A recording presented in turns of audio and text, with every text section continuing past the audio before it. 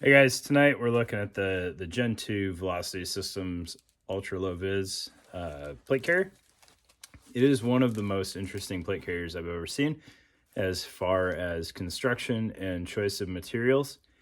And if I'm being totally honest, wearing this thing used kind of feels like going to play it against sports for a cup. Uh, I'm not I'm not totally sold that I shouldn't wash my hands every time I handle this thing. But let's get it on the table and take a look at it, and you guys will kind of understand why.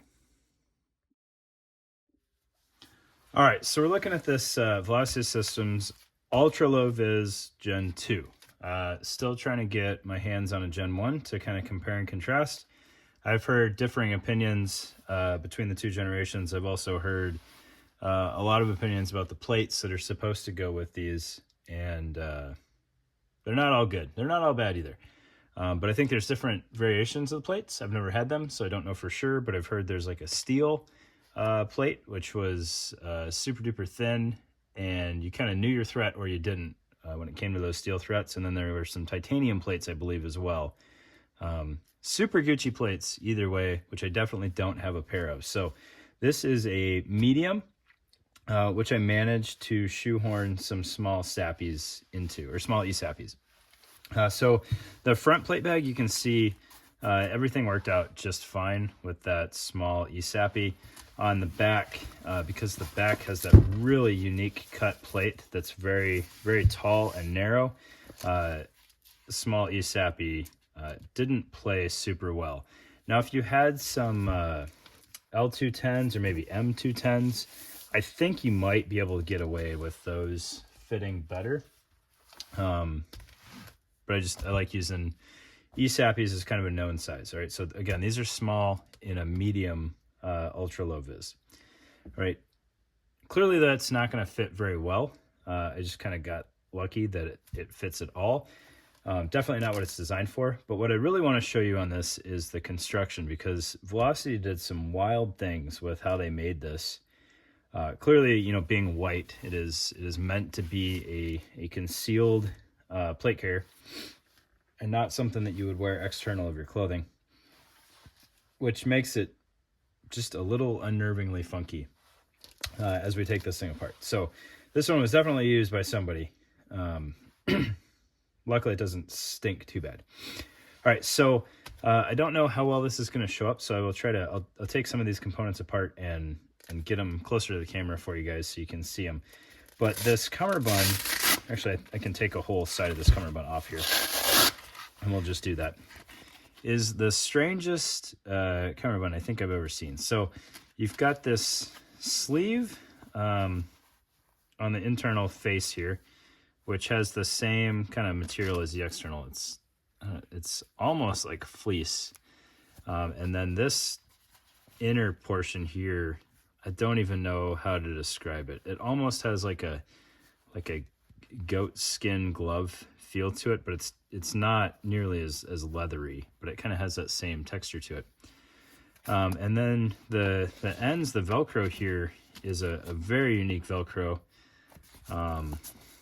really fine-toothed Velcro, so you know it's not gonna stick to clothing very well, like a more aggressive hook would. But the Velcro is the material there. There's no backer on it, and it's almost got this like duct tape type face to it, and then it's just, you know, zigzag stitched onto the cummerbund. Cummerbund does have some inherent stretch in that material, and then I would assume that this sleeve is for some side armor, but I don't know what side armor this would be, because this at max width here, probably 4.5, or max height, I'm sorry, 4.5, maybe 5 inches. So it wouldn't fit any soft armor that I have seen. I don't know, it's very interesting, but you can kind of see like this is just, you know, schmutz from being worn up against somebody's either sweaty skin or sweaty undergarment. So it's a little gross. All right, and that just Velcros front and back. So you've got a lot of adjustment on your cummerbund, but there's no ability to overlap the cummerbund because they have this, you know, the exterior doesn't match up here, right? I guess you could go all the way that you're back onto the other cummerbund. That would work out fine. So if you needed to, you could stretch this thing all the way across on one side and stretch it all the way across on the other, and that would hold on pretty well. So I take back what I said about not being able to overlap the cummerbund. There would be that sweet spot though, directly in the middle where you couldn't do it. All right, so we'll get the cummerbund out of the way because it's just there and it's kind of gross if I'm being totally honest. All right, and then we look at the shoulder straps, and the shoulder straps are also just wild. So you've got this big honking piece of that Velcro there, which is just like essentially tape for your plate carrier to like tape down the shoulder straps and keep them from coming undone, in theory. Right? So you got just a big old chunk of that. And then the shoulder straps are terminated by that same Velcro, which, you know, in a big chunk like this, it's like, okay, whatever, that makes sense. Coming off the shoulder straps when it's only an inch wide, it's just like securing your plate carrier with a piece of ribbon. It is really strange. I've never seen anything quite like that, but there's a good bit of it. Mechanically, it's very similar to, or functionally, it's very similar to the LBT low-vis, but that's using more traditional materials. This is just odd to me that you've got this big piece of Velcro here. And then what's even kind of crazier is it's not really attached to the shoulder straps except for these two stitch lines here. That's the only thing holding it in there. So I guess you kind of earn yourself some cable routing almost underneath that if you had like a Secret Service style earbud or something like that. You could route the cabling up there. On the back side, they are stitched into the plate bag. What's interesting is the shoulder straps also have a little bit of stretch to them. And you can see this thing wears pretty hard. There's tears in the shoulder strap there. It's got that same kind of, it's just an unnerving material in there. I don't know, I'm kind of a tactile guy, and that I don't enjoy the feel of that. But you can see where the small sappy, it hits the shoulders of the cut before it fills out the top of the plate bag. Looking at how the plate bags are secured, I kind of like the way they did this. It's got it's essentially one large flap, but they cut it down the middle to help deal with that curvature of the plate. So I appreciate that. And if we get the plate out of the way and we look inside the plate bag, it is just weird materials. Like this is like pack cloth with, I don't know if that Velcro is sewn on there, just like with almost like with a serger, but it didn't cut the under material, so just zigzag stitched. And then real lightweight material. And then this inner mesh, there's really no backer on there.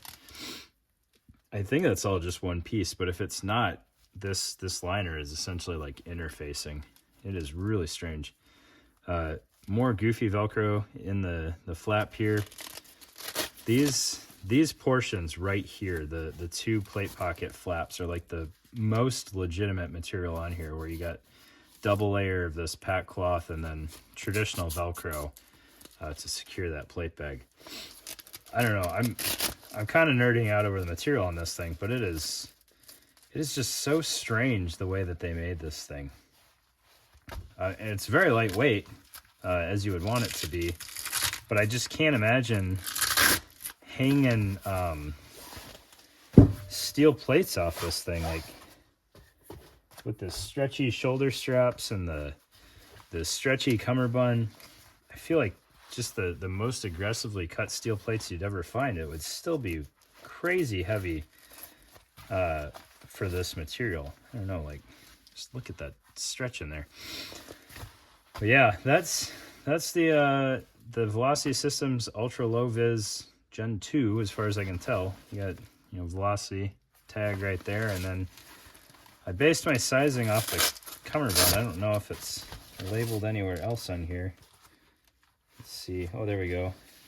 Medium. So, you know, if you find one on the used market and you got some thinner, small, sappy sized plates, maybe you check one out if this is your jam. I don't know.